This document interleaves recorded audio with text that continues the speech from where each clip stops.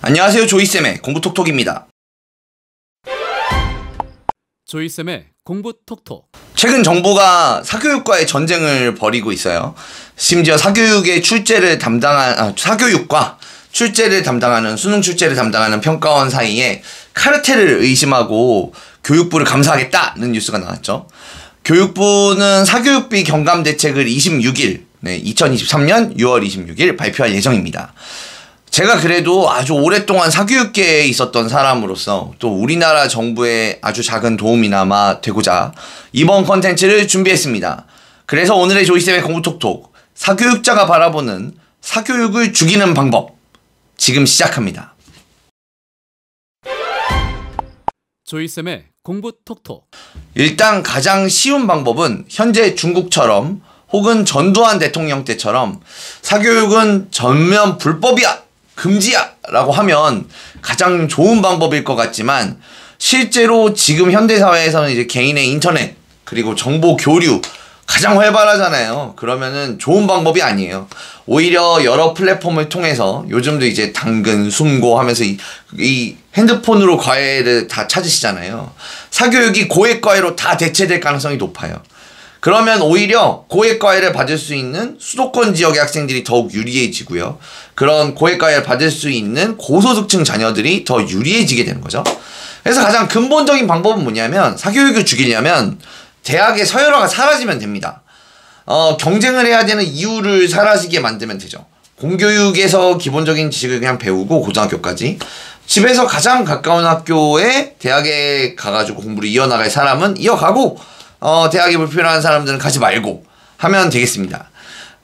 꼭 전체 대학을 평준화하는 건 힘들다라고 하시면 최상위권 사립대학 유명한 대학들 있지 않습니까? 한 10% 정도는 남겨놓고 나머지 대학은 뭐 1군 대학, 2군 대학, 3군 대학 이런 식으로 단계적 평준화도 생각해 볼 수가 있죠. 유럽의 어느 나라에서 하는 거예요. 근데 이 방법에 문제가 있죠. 이 방법의 현실적인 문제는 정부에 돈이 많이 듭니다. 정부가 대부분의 이제 지방사립대나 이런 대학들 다 사야 되거든요. 사야 되니까 정부에 돈이 많이 들어가고. 두 번째는 평준화되면서 공교육으로 편입된 사립대학들의 저항도 만만치 않죠. 야, 우리는 안 팔 거야. 이거 내 재산인데 정부가 왜 가져가려고 그래. 안 팔아. 이렇게 해버리면 좀 이게 답답해지는 거죠. 대학을 평준화하려면 게다가 이제 대학을 평준화하려면 대학에 설치된 학과들도 평준화됐으니까 좀 어느 정도 통일이 돼야 되겠죠. 네, 무슨 과가. 그러다 보면 이제 대학별의 개성이 사라져요. 개성이 사라지고 현대 사회가 굉장히 빠른데 빠른 현대 산업에 대응하기가 굉장히 어려울 수 있죠. 시스템 반도체학과 이런 거는 찾기 힘들겠죠. 조이쌤의 공부톡톡. 두 번째 사교육을 죽이는 방법은 정시를 폐지해버리는 겁니다. 아니 이게 무슨 소리야. 정시를 폐지하다니. 정시가 사교육이 더 좋아해요.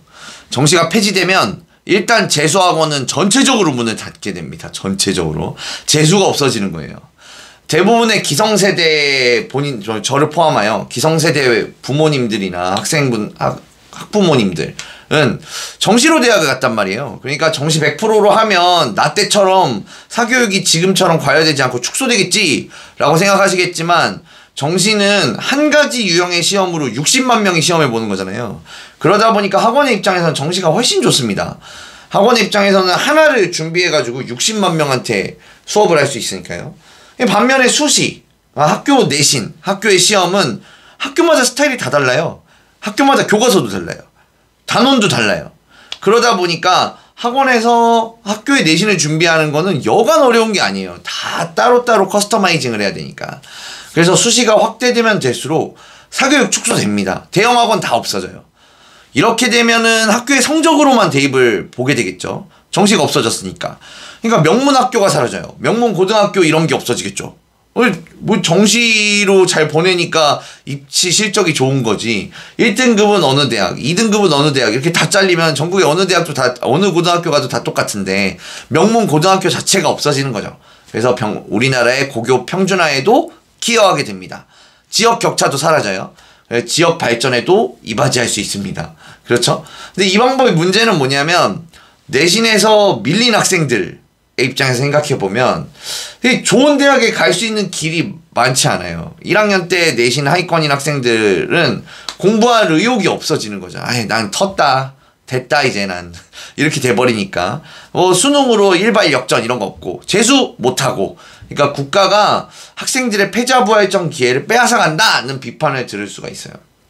그래서 수시를 확대하는 방식, 정시를 축소하는 방식을 할 때는 그 하위권 학생들이 공교육에서 어떤 방식으로 살 길을 찾을 수 있을지를 좀 같이 제시해야 될 필요가 있습니다.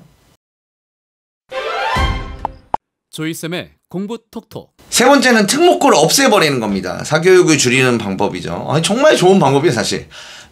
특목고 학생들은 제가 많이 상대하고 있죠. 제가 사실 전문가죠, 여기서. 해마다 특목고 분석도 해드리고, 특목고 설명회 요약도 해드리고 있는데, 특목고가 저 같은 사교육을 키워주고 있어요. 근데 사교육자들 키워주고 있는데, 사실 대입에 중학교 내신은 안 들어가거든요. 그러니까 대부분의 중학교 학생들은 원래 공교육이 주는 상식적인 교육을 잘 받아들이다가 각자 자기가 고등학교 가서 열심히 공부해서 점수를 따서 대입을 하면 되는 거였어요. 근데 지금 이렇습니까? 아니에요. 지금은 중학교 학생들이 학원 더 열심히 다닙니다. 지금은 대입의 로드맵이 중학교 시절부터 쭉 시작이 되게 돼 있어요. 그래서 고등학교에 영재고를 갈지, 과고를 갈지, 전사고를 갈지, 자사고를 갈지, 외고를 갈지, 국제고를 갈지, 갑반고를 갈지, 내신 따기 좋은 일반고를 갈지, 과중반이 설치된 일반고를 갈지, 이런 것들을 미리 중학교 때 어머님들이 미리 정보를 다 획득해서 얘는 이런 학교에 가는 게 맞아 하는 걸 미리 결정합니다. 또 그 학교에 가서 수시 종합을 갈지, 수시 교과 전형을 쓸지, 논술 전형을 준비할지, 정시 위주로 준비할지를 미리 중학교 때부터 계획을 다 짜서 그거에 맞게 학원 디자인, 학교 디자인도 다 해놓으시는 거예요. 그러니까 이런 것들이 이제 사교육을 키워주는 거죠. 근데 만약에 가운데서 특목고가 뚱 하고 사라지면 중학생들이 내신이 받는 부담은 싹 사라지게 되죠. 그리고 모든 고등학교 다 일반고인 거잖아요. 그럼 고등학교 학생들이 공정한 경쟁을 할 수 있다 라고 할 수 있죠. 그러니까 어느 학교라서, 학교의 후광효과라고 하잖아요. 어느 학교라서 더 대학에서 편히 봐준다, 이런 것들이 굉장히 줄어들겠죠. 이 방법의 문제는 앞에 소개한 이제 대학을 공교육화 시키는 것과 마찬가지인데, 특목고들의 저항이 상당할 겁니다. 사실은 이게 우리나라에 현재 있는 일이고요. 이미 많이 저항을 하셨고 대부분 특목고가 이겼어요. 네, 그래서 현재 교육부 장관님도 특목고는 존치한다 발표한 상태고요. 또한 고등학교들의 개성이 사라질 수 있어요. 그리고 국가가 키워내고자 하는 인재들이 있단 말이에요. 그걸 중점적으로 키워내는 게 좀 어려울 수 있죠. 우리나라는 예를 들면 이공계 과학기술을 좀 장려하는 한 국가잖아요. 그래서 영재고 과고를 국비를 들여서 막 운영해준단 말이에요. 그리고 국제 인재들을 키워내기 위해서 외고나 국제고 이런 것들을 허가하는 건데, 이런 중점적인 인재 양성을 못하게 됩니다. 그래서 만약에 특목고를 사라지게 만들면 이게 국가 전체가 하향 평준화되는 거 아니냐라는 비판을 피하기가 어렵습니다. 조이쌤의 공부 톡톡. 네, 논술과 실기고사를 폐지하면 이제 관련 학원들은 다 망하겠죠. 논술 전형은 사실 첨삭을 받아야 돼요. 저는 사실 이걸 좀 없애야 된다고 생각하는 편이고, 실기고사도 마찬가지인데 체대 입시, 미대 입시, 음대 입시 다 사교육 필요하죠. 논술학원, 그리고 체대학원, 미대 입시학원, 음대 입시학원. 온라인 수업으로는 말씀드린 이런 입시는 한계가 있어요. 논술은 첨삭을 받아야 되니까 온라인으로 첨삭하기 힘들잖아요. 체대 입시, 미대 입시, 음대 입시도 다 레슨 받고 하잖아요.